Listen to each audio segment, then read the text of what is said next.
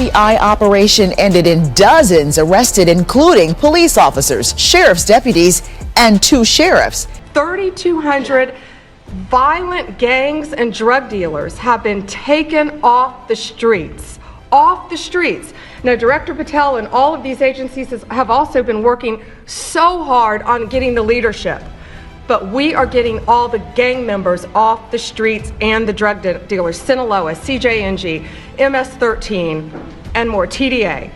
91 tons of drugs have been seized as a result of this task force. We tried to put this in perspective for you. This would be filling 4 18-wheelers. 4. All the drugs just in the last month that have been taken off the street. 58,000 kilos of cocaine. Think about a big backyard swimming pool. That would fill 1.5 swimming pools. Just the powder cocaine that has been removed, saving lives this last month, thanks to all of these people around the table. 2,300 kilos of fentanyl powder and 2.1 million fentanyl pills off the streets. And as the president said, more than 1,000 illegal guns. May 8th, 2025, 5:47 a.m., Coral Gables, Florida. DEA Special Agent Victor Reyes pressed against the wall of a $12 million mansion, waiting for the signal to breach. This was supposed to be a routine drug raid. Intelligence indicated Carlos El Tigre Mendoza, a high-ranking CJNG cartel member, was using this mansion as a stash house. DEA expected to find drugs, cash, maybe weapons. Just another South Florida bust. But when the door blew open and agents flooded inside, they found something that would change everything. Yes, there were drugs. 2.4 tons of cocaine and 680 kilograms of fentanyl hidden throughout the 12,000 square foot mansion. Yes, there was cash. $87 million vacuum sealed inside walls. But in El Tigre's private office, in a hidden room behind a false bookshelf, DEA agents discovered something far more disturbing. Police evidence room keys, Miami-Dade police uniforms, sheriff's office badges, surveillance equipment monitoring police stations, and a leather-bound ledger labeled monthly payroll containing 3 years of payments to Sheriff Antonio Vargas and 17 police officers across Miami-Dade County. In that moment, what started as a drug raid became the exposure of a $1.4 billion corruption network that had infiltrated 3 law enforcement agencies. The cartel wasn't just operating in Miami, they'd bought the very people supposed to stop them. How did a routine DEA raid accidentally expose the largest police corruption scandal in Florida history? Hit like, comment, and subscribe before we reveal how one mansion contained evidence that would destroy careers, end lives, and send a sheriff to prison for eternity. The mansion at 847 Coral Way was everything you'd expect from a cartel's safe house. Gated entrance, security cameras everywhere, reinforced doors, floor-to-ceiling windows overlooking Biscayne Bay, the kind of property that screamed wealth, and the kind of wealth that came from moving tons of drugs.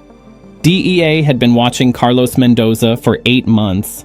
Wiretaps revealed he coordinated CJNG operations across South Florida, receiving shipments from Mexico, processing cocaine, distributing to cells from Miami to Orlando. Intelligence suggested he kept large quantities of product and cash at his Coral Gables residence. A federal judge authorized a no-knock warrant. At 5:52 a.m., the battering ram hit the front door. Agents poured through the entrance, weapons drawn, clearing rooms with practiced efficiency. Mendoza was in the master bedroom, scrambling for a weapon. He was tackled, handcuffed, and secured before he could reach the nightstand where a loaded Glock waited. The initial search revealed exactly what DEA expected. In the garage, 400 kilograms of cocaine hidden inside a luxury SUV's modified compartment. In the basement, another 2 tons of cocaine vacuum sealed in duffel bags. In the master bathroom, 680 kilograms of fentanyl stored in waterproof containers. In the kitchen, $23 million in cash rubber banded and stacked in the pantry behind canned goods. But Agent Reyes noticed something odd. The mansion's square footage didn't match the interior dimensions. There was missing space. He studied the layout and realized the office was too shallow. The back wall should extend another 15 feet based on the exterior measurements. He examined the bookshelf covering the rear wall, revealing a concealed room that would change everything. Inside was a command center that looked more like a police operations room than a cartel hideout.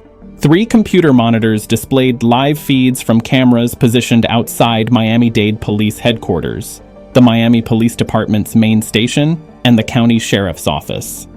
Radio equipment was tuned to all 3 agencies' frequencies, allowing real-time monitoring of police communications. A wall-mounted map showed police patrol patterns, marked with notes about which routes were safe and which had honest cops who couldn't be bribed. And on the desk, in plain sight, sat the leather ledger. Reyes opened it with gloved hands. The first page was labeled Nomina Mensual, monthly payroll. What followed were 3 years of meticulous records documenting payments to law enforcement officers. Sheriff Vargas, $400,000 per month. Then 17 entries with badge numbers, first names, and payment amounts ranging from $50,000 to $150,000 monthly.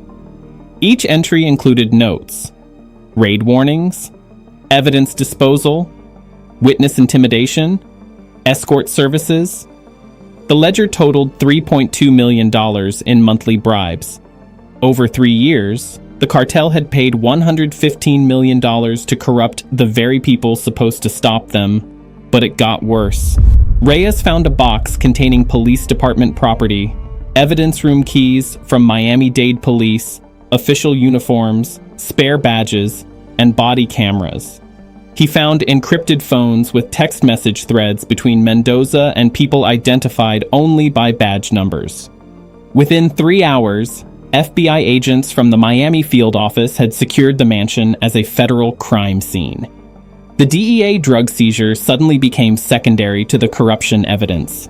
FBI began the painstaking process of analyzing 3 years of ledgers, encrypted communications, and surveillance footage. The pattern that emerged was devastating. Now they knew it was betrayal from within law enforcement. When evidence was seized and placed in police custody, corrupt officers with evidence room access would contaminate it, lose it, or destroy it. Critical evidence in major trafficking cases had mysteriously disappeared, forcing prosecutors to drop charges against cartel members who should have been convicted.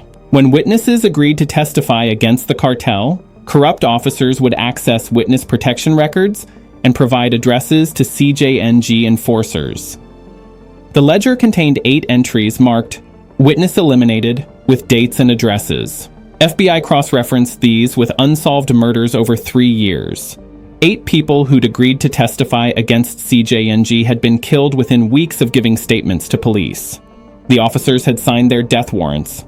And, perhaps most disturbing, when rival cartels attempted to move product through Miami, corrupt officers would arrest the crews on legitimate charges, then deliver them not to jail, but to CJNG enforcers. FBI worked in complete secrecy. They couldn't risk alerting any of the 18 corrupt officers. They couldn't use Miami-Dade resources or trust local law enforcement. The investigation was conducted entirely by federal agents from outside Florida, operating under the deepest classification protocols. FBI obtained federal warrants for all 18 suspects. On May 15, 2025, at 6 a.m., FBI executed Operation Blue Wall Down, simultaneous arrests of Sheriff Vargas and all 17 corrupt officers. FBI tactical teams hit 18 locations across Miami-Dade County in a coordinated strike designed to prevent any suspect from warning others. At his waterfront home in Key Biscayne, Sheriff Vargas was arrested in his driveway as he prepared to leave for work. FBI found $2.3 million in cash hidden in his garage, along with encrypted phones and cartel communications. Across the county, 17 officers woke to FBI agents at their doors with arrest warrants. Some surrendered immediately. Others tried to flee. One officer jumped his backyard fence and ran 3 blocks before being tackled by pursuing agents. 2 officers attempted to destroy evidence, frantically deleting files and smashing phones before FBI could secure them. 1 officer, facing the reality of life in prison, attempted suicide by swallowing pills, but was immediately given medical attention and survived. By 8 a.m., all 18 suspects were in federal custody. The news broke across South Florida like a